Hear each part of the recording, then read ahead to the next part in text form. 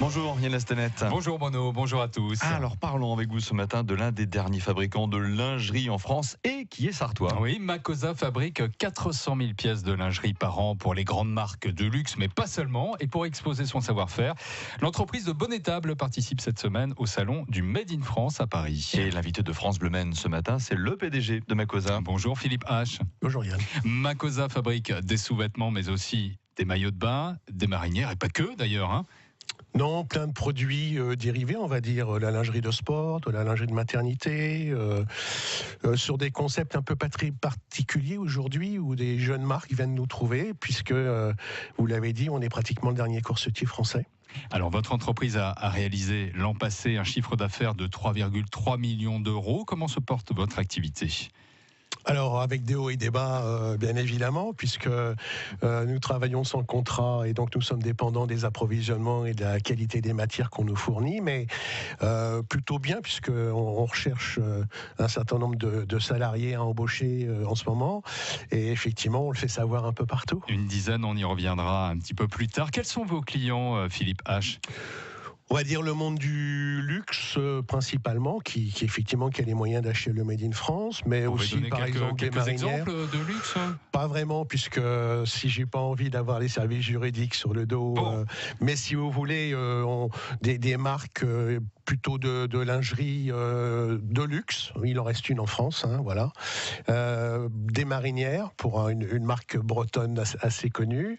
On va dire des tutus pour un opéra aussi assez connu. On peut même pas citer l'opéra ? Si, on peut citer l'opéra de Paris, parce qu'on en a qu'un et on est très fiers de travailler pour eux. C'est une fabrication très particulière. Ça veut dire qu'il faut un savoir-faire particulier ? Oui, mais on a un gros avantage aujourd'hui dans des gens qui sont plutôt des artisans en termes de fabrication, c'est qu'on a tous compris que si on faisait pas du transfert de savoir-faire, on était mort. Et donc, le bagage qui permet aux 11 plateaux d'un tutu de spectacle de tenir à l'horizontale, effectivement, c'est un vrai savoir-faire que l'Opéra de Paris nous a transmis. Vous exportez aussi une partie de votre production ? Oui, aux alentours de 9%. Je pense qu'on est un des rares sous-traitants à exporter en direct. En Australie, aux États-Unis, en Suisse, en Angleterre, en Belgique, en Allemagne, en Hollande, voilà. Bon, vos clients, donc des marques de luxe, mais pas seulement. Et c'est pour ça que vous participez demain et après-demain justement au salon du Made in France à Paris. Oui, ça doit être la 15e fois qu'on doit le faire. Pourquoi trouver des jeunes créateurs ? Il faut se diversifier. Oui, on va certainement trouver des jeunes filles qui sortent d'école et qui ont besoin de créer leur marque. Mais on est là pour valoriser effectivement le Made in France. C'est plus un salon image demain matin. France Bleu Maine, il est à 7h50. Philippe H, le PDG de Makosa. Nous parlons de ce grand fabricant de lingerie en Sarthe et notre invité ce matin. Est-ce que justement c'est difficile en 2018 d'être un fabricant de lingerie en France, en Sarthe, mais plus particulièrement en France ? Alors je vous fais abstraction de toutes les contraintes administratives qu'on nous met sur le dos, parce qu'on aurait besoin d'avoir 2 jours pour en parler. Non, le problème c'est le recrutement pour nous. Vous savez, dès que le gouvernement change les règles du jeu pour les départs en retraite, sur des personnels où il faut 3 ans pour les former, mais ceux qui bénéficient du départ en retraite vont venir vous voir tout de suite. Voilà, on a un vrai décalage aujourd'hui, et notre problème aujourd'hui c'est de trouver des gens qui ont envie de faire ce métier, qui est un très beau métier. Alors, qui recherchez-vous justement ? Par exemple, en ce moment, on cherche 10 opératrices sur machine à coudre, ce que nous on appelle des mécaniciennes en confection.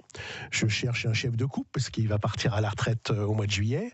Je cherche une responsable de bureau d'études, qui va encadrer les modélistes. Et puis un jeune mécano-régleur qui va régler les machines à coudre, sous le contrôle, effectivement, du responsable de la mécanique. Pourquoi c'est si difficile à trouver ? Parce que ça demande déjà un savoir-faire, ou il y a une partie où il faut les former justement directement dans l'entreprise, parce que ça ne s'apprend pas à l'école ? L'éducation nationale aujourd'hui est censée nous former un certain nombre, notamment les opératrices sur machine à coudre, mais aujourd'hui elles veulent toutes faire Bac+2, Bac+3, parce que l'image de l'industrie aujourd'hui est connotée. Et donc ils ont toutes envie effectivement de vous savez, les défilés avec Karl Lagerfeld, ça fait certainement rêver les jeunes filles, mais malheureusement tout le monde ne peut pas devenir Karl Lagerfeld. Donc nous, notre problématique c'est de trouver le moyen de faire grandir l'entreprise petit à petit, aussi. Et en fait, on forme des chômeurs. Est-ce que les salaires sont assez attractifs aussi? Parce que c'est l'un des freins. Alors, dans l'absolu, j'aimerais pouvoir payer mon personnel plus. Par exemple, elle démarre au SMIC et puis éventuellement, après, derrière, il y a quelques primes de production qui vont arriver. Mais j'aimerais, moi, pouvoir les payer 10% de plus. Mais ça veut dire que je vais augmenter mes prix de 10%. Et là, je pense que vous n'allez plus m'inviter à France Bleu Maine. Merci beaucoup, Chichi. On vous invitera, ne vous inquiétez pas. Philippe H., donc le président, le directeur général de l'entreprise Makosa, entreprise de lingerie, qui recrute donc une dizaine de personnes, notamment, ça c'est plutôt une bonne nouvelle sur le plan de l'emploi. Cet entretien-là peut être écouté sur francebleu.fr et l'entretien que vous nous aviez accordé dans Made in Sarthe à propos des postes justement pour voir aussi, donc c'est bien comme ça, au moins peut-être trouverez-vous aussi du travail, sait-on jamais.